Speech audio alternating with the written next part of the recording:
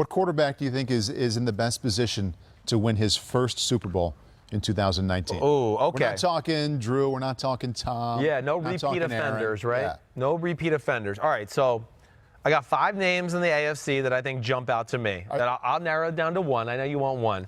You want 1 each? I was wondering if you were going to go 1 through 5 no. in terms of how much you believe in them. Oh, nope. I'm just going to throw out 5 names, okay? And then I'll pick the one and I we're think. Picking one. Yeah, and I'm really kind of flushing this out on the fly myself. Sure. I don't even know. But, okay, in the AFC, Mahomes, Watson, Rivers, Luck, Lamar Jackson. Those 5, I think, jump out to me. You know, listen, I'm not picking Josh Rosen right now, okay? Yeah, sorry, I'm not picking Marcus Mariota, all right? You got to cap it somewhere. 5's a good number. Exactly right. Not picking Derek Carr and company there either, all right? Yeah. All right. So then I go to the NFC. Let's stay with the AFC. Okay, Let's sure. Stay with the AFC. Stay there. Cool. Keep me on task. And narrow that one down. Okay. So, that's a good list. Yeah, it's a good list. Thank you. How about the one, let's go 2 different directions. The one you think is closest to getting it done and the one that you would like to see. Just like we're all fans at some level. Phillip Rivers is the one I'd like to see. Easily for me too. I'm rooting for it. Yeah. I was rooting for him at the end of the last year. I was rooting for the Chargers in the playoffs. I felt like it was like the John Elway story again. Like, remember when they were going to play the Packers? I mean, I loved Brett Favre with the Packers. I was like, man, John Elway deserves a Super Bowl. Right? Yeah, so I would really love to see Rivers do it. Yeah. And the AFC West is tough, and, you know, of course, they don't have a great home field advantage, so we'll see where all that goes. Right. But if you had to ask me the 2 quarterbacks that I think are next to win the Super Bowl in the AFC for their first time. So Rivers is just the guy you want to. I don't think I'm going to put him there yet. No. Yeah. And I have questions about Rivers' ability overall at this point of his career. A little bit. I do. What are they? I think if we went back and watched the end of the season together, you and I, you would see more throws and go, damn. That wasn't that great. I didn't remember he underthrew so many balls like this in the divisional playoff game against the Patriots or the wild card game against the Ravens. That wasn't that great. The end of the year, a little bit like Drew Brees, I just thought he physically looked worn out. He's always been kind of a risk taker and throws a couple more interceptions than some of the other quarterbacks whose efficiency is right there as well. But he does. So it's not just the interception thing. It's not. He just missed some throws? I think missed some throws. I worry about his ability to push the ball and make some power throws against the better teams in football to get them over the hump to win a game like the Patriots. If we went back and watched the Patriots, you see a few where you'd go, that ball was 20 yards underthrown. That ball was 15 yards underthrown. He's got the guy one-on-one running a corner route. Just missed him. He does it. And, you know, again, was that a pattern from the season or just that? It happened about, I want to say, the last 3 to 4 weeks of the regular season and then filtered into the 2 playoff games where, it just looked worn out. The arm looked very tired to me. And one thing I'll go with Phillip Rivers, you know, his motion doesn't, to me, will not last the test of time. He's been a high-level quarterback since he started the first game in 2006. Right. And hasn't missed since. No, I know, and he's still really good. Don't get me wrong, but I just think that we're going to continue to see the decline in arm strength and the ability to make Phillip Rivers type throws. Because of his motion? Because of his motion. He's a pusher. He's like this. It's like, you know, it fell off a cliff for Peyton Manning in a hurry. You know, I worry about that with Drew Brees a little bit. You know, their motions just don't last the test of time. You see how Rivers does it. It's almost like a shot put throw. Brady's going to be able to throw the ball 70 yards or 65 yards in the air until he's 55 years old because of the way he throws it. I don't know if I can say the same about Rivers. That's what I worry about at least. I'm just picturing Drew's motion. It doesn't look like Phillip Rivers. It's not like motion. Phillip Rivers, but it's a little more tight. It's and more he's just compact. he's not necessarily never a gifted, strong-arm quarterback to begin with anyways that way, where you were just going, oh, wow, look at that laser. He's amazing. I'm not trying to say that, but we've talked about Brees. I looked at it as more of a passer than a thrower. Yeah. Great timing, great anticipation, great accuracy, you know, knows to go with the ball, where I don't necessarily look at him as a great thrower where I want to go, whoa, there was a tiny hole and he threw a laser in there, or as a cover 2 hole ball, he fit it in there, or the big post down the middle. No, when they wanted to make those throws at the end of the year last year, they went to Taysom Hill. Taysom Hill was the one that threw the balls that were aggressive down the field, if you went back and look at it. So, again, their guys are good. I'm just giving you guys food for thought and things that I worry about as evaluators. I've rerouted you. Let's get you back. So, Phillip Rivers, you would like to see him pushing motion and all. You'd like to see him win a Super Bowl, but you're not predicting it. Which of the other 4 AFC quarterbacks that you listed you think is most likely to get his first one this year? I want to go down to Mahomes, Watson, and Luck. Those three. And then I think from there, I look at Andrew Luck as being prime candidate number one. Now, I know Mahomes is the easy answer. He is. I know, and I get it.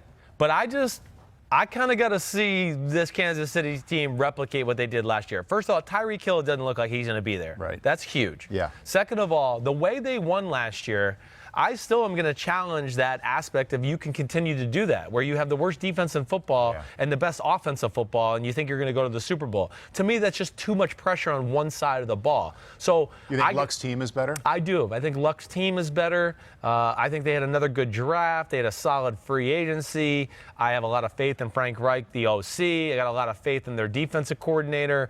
I just look at them as a team and I go, yeah, they're poised to kind of be around here, I think, for the next few years, especially with Ballard at the helm. Right. I just look at them. And so if you made me bet, I'd bet Luck. Okay. There's so much excitement about the Colts right now. Yeah. What's the concern?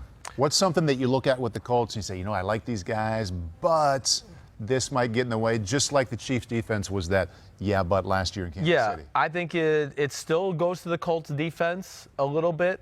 Maybe interior D-line. That's why we talked about Sue maybe being a possibility there. I do think they lack a few big people in their rotation and cover man-to-man corners. Those are the two things that I question about their football team. Now, the way they play defense, they kind of play the Seattle scheme, which is cover three, press bail. So they don't need man-to-man all the time. I get that. That's not what they are. But I am a believer that you got to play some man-to-man this day and age in the NFL. Hey, the team that keeps going to the Super Bowl plays a lot of man-to-man, the New England Patriots. Right. 3rd and 4, as we saw in the AFC divisional game with the Chiefs and Colts, how many times did Patrick Mahomes on 3rd and 4 find somebody open for 6 yards or step up in the pocket and nobody's around him and he finds somebody down the middle against zone for 20 yards, whatever it may be? I just worry about that aspect of their team, having some guys that can shut down some people man-to-man in some of those situations. All right, AFC? Yeah. Luck. There it is. You've got the sentimental favorite is Phillip Rivers. Yeah. The one you think is actually going to get it done is Andrew Luck. Yes, it is. Yep. Good job. All right, NFC. Thanks. Put that one to bed in the rearview mirror. Yep. NFC. Are you scrolling to the NFC part? I'm looking just to make sure. I already wrote my 5 quarterbacks down. I just wanted to pull up the teams to make sure I wasn't missing anybody else here. All right, so my list here is pretty easy. It's Wentz, Prescott, Goff, Trubisky, and Cam Newton. I'm going to throw Cam Newton in that conversation. I do think the Panthers will be in the playoff conversation when all said and done this year. Cam's going to be 30 this year. Yes. Yeah, how about that? And shoulder surgery coming off that. So, he's got his work cut out for him. No Matt Ryan. No Matt Ryan. No Jared Goff. Nope. No Kirk Cousins. Oh, wait, I said Goff. Didn't I say Goff? I said Goff. You said Goff. Yes. Okay. Yes, Goff's there. I apparently wasn't listening to that portion of the list. No Matt Ryan. I probably could have wrote Matt Ryan down and probably should have wrote Matt Ryan down. I guess what I looked at Atlanta is I just didn't know if I thought they were a true Super Bowl contender this year. Right. But he should have made this list. You're right. Let's cut somebody. You want to cut somebody? Who are you going to cut? If I was going to cut somebody there. I think I know who it's going to be. Because this is a team conversation, too. Yeah. I probably would cut Cam just as far as the team conversation goes. I thought you were going to cut Goff. I understand, but I still am scared of McVay and the talent they have on that team that they could certainly still be there. All right. So Cam did make the list? Cam, I guess, did not make the list. I mean, there are teams like Atlanta and Carolina where I look at and go, gosh, if things fall right, they could be one of the NFC powers, but I kind of got to see it to believe it first. Okay. Yeah. There's our 5 then. Yeah. There's our 5 in the NFC. Right. Who's your sentimental favorite before we get to the one who is actually going to get it? It would be Cam or Matt Ryan. Yeah. I think it would be. I think it would really be Cam. I think, Cam, I think where I look at more than anything, again, I think he's so much better than he gets credit for because his quarterback rating's not great and his statistics aren't great. And it's not always about that with the way Carolina Panthers play football. It's more of defense and, they have a head coach who wants to play defense, run the ball, be the more physical team. Cam Newton's talents are about the pressure he puts on a defense on a weekly basis and what defenses have to do to prepare for him. Think about preparing for Cam Newton. This is where I think a lot of people lose his greatness in translation. A defensive coordinator's got to go, okay, First off is, okay, gosh, this guy's a big sucker. There's nothing that affects him in the pocket. What can we do to affect him in the pocket when he drops back to pass? Then you start to watch the passes and you go, damn, we got to defend the whole field. I mean, this guy can throw the ball 60 yards off his back foot, no problem. Throw 20-yard comebacks, he can do it all. So, damn, our secondary better be good. Oh, shit, on 3rd and short, we got to worry about Cam Newton up the middle. He's one of the greatest short yardage runners we've seen in recent history running the football, let alone at the quarterback position. So, gosh, and they're going to outnumber us because he's the quarterback, and they got, so how are we going to do that? Oh, gosh, damn, now we got to worry about the read option, too, on 2nd and 10 or 2nd and 8. And they might run it up the middle with McCaffrey for 10 yards, but damn, this big fucker Cam Newton might run the ball off the edge for 20 yards, too. I got to worry about that. Oh, damn, he scrambles, too, when he gets out of the pocket. How are we going to contain him in the pocket all day long? So all those aspects defenses have to take into account game planning-wise. He attacks your defense so many ways that, the numbers don't always look great, but it's the pressure that he puts on the defense which really sets up the success for that Carolina offense. He's one of the guys, and there's a handful of them in the league, but every fan should get to be on the field one time at field level with Cam Newton. First of all, he comes out of the locker room, and these are all big guys, but this is like next level. It's like 260, 270. He's giant. And then after Aaron Rodgers, I don't know if anybody just dominates the ball as much as Cam Newton. Like the RPMs and the speed. The ball whistles. Oh, my gosh. It's unbelievable. It is unbelievable. The more I hang out with you, the more I realize you and I kind of appreciate and enjoy watching the same kind of things about quarterbacks. Sure, And it would be fun to watch a guy like that go deep in the playoffs if you just appreciate raw physical ability. Yeah. And, the Super Bowl, he gets a lot of flack for not jumping on that fumble. And I get it. Now, he should have.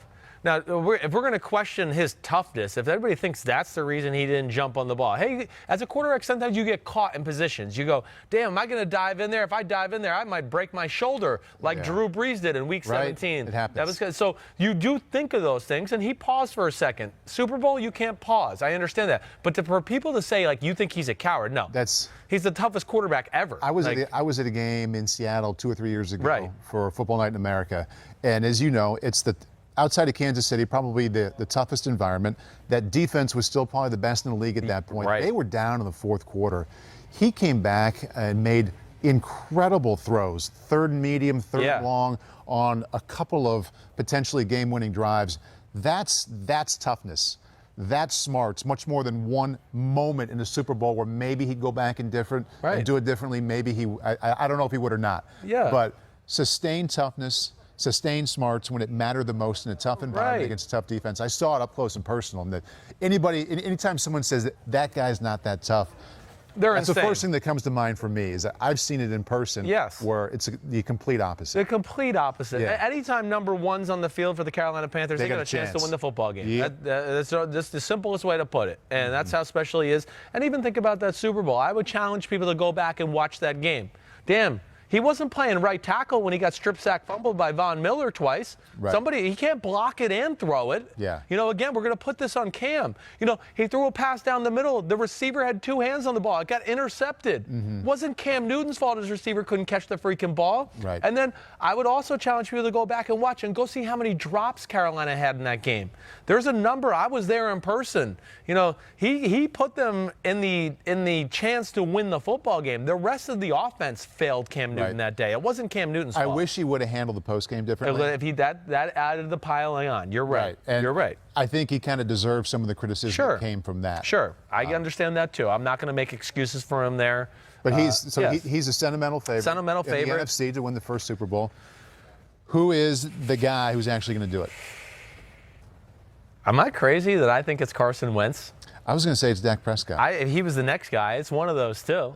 I feel like I'm favoring Carson Wentz in the discussion. What was the tiebreaker mentally in the last 30 seconds to go him instead of Dak? I think the offensive system and maybe a little bit that the Phillies proven to me that they can win in big moments. I mean, the fact that they won the Super Bowl 2 years ago. Hey, let's not forget, I do think Wentz is better than Dak Prescott when everything's, and both guys are healthy. Yeah, I think Wentz is special. Again, Wentz was going to win the MVP in 2018 until he got hurt, or 2017, excuse me. He was on fire. He was the best player in football that year. That was still the best Eagles team I ever saw, was the team that was being quarterbacked by Wentz before Foles got in there. That was their all-time best. But I just still think of the Eagles and go, man, this defense has still got a lot of good players on it. They still got a good O-line. They got Doug Peterson, who I have a lot of respect for as far as passing game creativity. Deshaun Jackson's in the fold this year. You know, I just look at all of those things and go, I still think this is one of the better teams in the NFC, and I think they will be in the playoffs, and I think they're one of those teams that just has the right mojo during playoff time to go, we can overcome or beat anybody anywhere. We don't care who it is. Let's just line up and play. A lot of people had a reaction to the fact that the Eagles and Howie Roseman said, yeah, we're ready to give him a brand new contract because he hasn't played much the last year and a half. People are like, well, you should wait.